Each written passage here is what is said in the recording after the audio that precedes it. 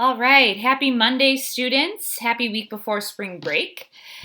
Today, we are going to tackle a new current event topic, something that is currently being debated in Congress regarding the procedures of Congress, and it's called a filibuster, which you may remember from being one of your survivor words before you guys voted it off. But a filibuster. Today we're going to be learning what the filibuster is, and we're going to have a video introduction in just a minute. After that, we're going to be talking about whether or not the filibuster should be eliminated. You'll be reading an article, annotating the article, and answering response questions and submitting it before today is over. Okay, so let's start though. What is a filibuster? Well, I'm going to start with a video introduction. It's actually going to be presented without much context, but this is Senator Ted Cruz, and he is going to be doing something on the Senate floor that might surprise you. And I love this story, and so I'm going to read it to you. Sam I am. That Sam I am, that Sam I am. I do not like that Sam I am. Do you like green eggs and ham? I do not like them, Sam I am. I do not like green eggs and ham. Would you like them here or there? I would not like them here or there. I would not like them anywhere. I do not like green eggs and ham. I do not like them, Sam I am. Would you like them in a house? Would you like them with a mouse? I do not like them in a house. I do not like them with a mouse. I do not like them here or there. I do not like them anywhere. I do not like green eggs and ham. I do not like them, Sam I am. Would you eat them in a box? Would you eat... Okay, I'm going to pause. We know the story. So the question is down here, why is Ted Cruz reading green eggs and ham on arguably one of the most important places for discussion and debate, the Senate floor, right? It's called a filibuster, and it has a purpose, and that's what we're going to be debating for today and tomorrow. And I love this story, and so Still going. All right. So, what is a filibuster? This video will give us a quick introduction. These 100 people are the U.S. Senate. They pass laws. They vote, and when a majority says yes, it passes. But these days, the Senate doesn't do that very often. The Senate holding 2 votes, both failed. It's completely dysfunctional. 4 versions of gun control proposals, and all 4 failed. See, the Senate has this rule. It says before they vote, 60 people have to agree to have the vote. That means just 41 people, a minority, can entirely block a bill. This is called a filibuster. Early on, filibusters were rare. This is a chart of the number of times the Senate has had a vote to break a filibuster in the last 100 years. But in the last 50 years, they started to grow, and now almost every big bill is filibustered. The U.S. Senate is broken, and the filibuster broke it. But the Senate didn't always have this rule.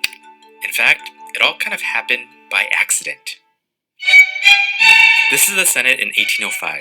It's much smaller than it is now, and the filibuster as we know it today doesn't exist yet. And before they vote on a bill, they debate. If they want to end debate and vote, they just need a majority to agree. But Vice President Aaron Burr thinks a high-minded place like the Senate should have as much debate as needed. So the Senate gets rid of the rule. Now senators can debate for as long as they want, and there's no way to stop them. This is the beginning of the Senate filibuster. At first, it isn't really a problem. Because the Senate is still pretty small, there's only so long a group of senators can physically talk. Eventually they tire out, debate ends, and they get to a vote. But as the US grows, so does the Senate, and they have more factions and more people to filibuster bills. They move to a bigger room, and now it's 1917. World War I is underway, but the US isn't involved. Then President Woodrow Wilson asks Congress to authorize a broad military action. A group of senators don't want to give Wilson the power to enter the war, so they decide to debate until the session ends. Filibuster. Woodrow Wilson is mad, and he demands that they go back to the old Senate rules, that debate can be ended with a simple majority. The Senate doesn't want to do that, so instead they compromise. They change the rules so they can end debate with the approval of 2/3 of the Senate, so that if senators want to block a bill, they need a third to do it. This is basically the system we have today. A supermajority to agree to vote, then a simple majority to pass a law. And and for a few decades, the filibuster is used, but pretty sparingly. Then in the 1950s, the Senate starts to consider civil rights legislation, and Southern senators really hate this. But they don't have the votes to actually defeat the bills, so they start using the filibuster to block bills. Here's South Carolina Senator Strom Thurmond. He looks tired because he just filibustered the 1957 Civil Rights Act for more than 24 hours. These filibusters are painstaking, and they block the Senate from actually doing work. The majority leader at the time, Mike Mansfield, doesn't like this. He's okay with needing a supermajority to pass things. What he doesn't like are these long, pointless speeches. So he makes a change. He skips the debate and goes directly to a vote to see if there's a supermajority to end debate. This means if senators want to filibuster, they don't have to stand up and talk. They can just threaten to, as long as they have the numbers to block a supermajority vote. This makes it way easier to filibuster. And the number of filibusters grows. In the mid-70s, the Senate changes the threshold needed to filibuster. Now instead of 34 senators, you need 41, but it doesn't make much of a difference. And then around the 2000s, senators in the minority start to realize something. They can gain more politically by fighting than by cooperating. So they filibuster everything the other party wants to do. That's what leads to this spike. Now, almost every big bill is filibustered. Finally, in 2013, the Democratic majority makes a change to the rules that says the filibuster no longer applies to certain confirmation votes. In 2017, the Republican majority makes another similar change. Both times, it feels like a huge deal.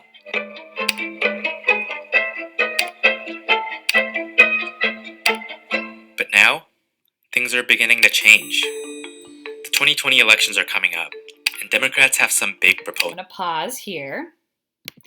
I think that at this point we have a comfortable enough understanding with what in general the filibuster is, but let's do a quick review. These 100 people, As we know, the process by which a bill becomes a law, the bill is brought to the floor of the Senate. Let's say it passed through the House, right? Senators will debate the bill. That's a very standard practice. But the difference between the Senate and the House is that there is no talking limit in the Senate. So they can debate and debate and debate as long as they would like. And up until they mentioned the video, Woodrow Wilson, half of the room could vote to end the debate and call the vote. However, after Wilson, the Senate was fighting back against Wilson during World War I. This is really when everything changed. They raised the bar to 2/3. Now, the problem with the 2/3 rule, or the, roadblock there, is that currently our Senate is split 50-50. So in order to end a debate on a bill, you would need 2/3 of the Senate to agree. That very rarely happens. And we know the vice president can break the tie, but even with that vice president rule, you can't break the tie, right? So let's say Democrats wanted to pass an initiative. They really can't do that because the Republicans could just threaten a filibuster every single time. Now, it is nearly impossible to get that 2/3 majority vote in order to force the vote on the bill. So what ends up happening? Debate never ends, and we have these ridiculous filibusters on both sides of the aisle, by the way, because when Republicans had a majority of the Senate, then Democrats would threaten filibusters. So this is something that both parties have utilized. And what we have in turn is just, in general, a lack of progress, something called gridlock. Okay. Now, what you're going to be doing today, and so this is Strom Thurmond, he was filibustering, civil rights legislation during the 50s. And something that you need to know right now off the bat is that these filibusters, when they get up there and talk and talk and talk and talk, dramatically impact the procedures of the Senate, so much so that you literally have senators sleeping on the Senate floor in cots. Now, here are the rules of the filibuster. You can only drink, these are current, water or milk. I am not sure why anybody would want to drink milk, but sure. Number 2, people can ask questions. So let's say someone's up there and they're trying to filibuster and all of a sudden their brain goes dead and they stop talking. That's a problem because if they stop talking for too long, then that could be considered yielding the floor and could give time back to the other party. So people, friends, let's say in the room, could ask questions to keep the conversation going. There's no eating, but interestingly enough, the desk of the Pennsylvania senators always has candy in it, so they've been known to sneak candy from time to time.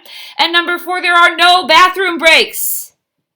If you sit or walk away from the podium, you yield your time and the filibuster ends. Interesting. Just think about that for a second.